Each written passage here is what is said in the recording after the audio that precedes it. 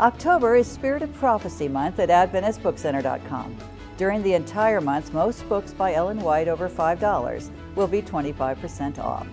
But this is a very special year for my favorite Ellen White book. The first edition of The Desire of Ages came out in 1898, translated into more than 70 languages with millions of copies sold. I believe The Desire of Ages is the most compelling book on the life of Christ ever written. This year, The Desire of Ages is 125 years old. There's a beautiful story about the first copy of the first edition of The Desire of Ages that was told in the October 24, 1967 Youth Instructor magazine.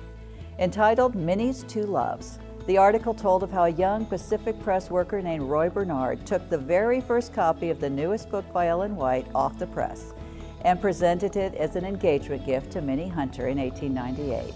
Minnie worked at Pacific Press as well, and their story, as well as the journey this book took over the years, is remarkable. This very book that Roy gave to Minnie as an engagement gift is now on display at the North American Division headquarters in Columbia, Maryland. It was a thrill for me to see this display when I visited the NAD office last year. During this month, be sure to check out the Spirit of Prophecy specials at AdventistBookCenter.com. But more importantly, why not read this classic 125-year-old book again, or perhaps for the very first time? It is the one book that changed my devotional life back in 1974 as a college student at La Sierra. Focusing on the life of Jesus changes our perspective and focuses the mind on what is truly important. My prayer for you and for me today is that Jesus be the one desire of our hearts and minds.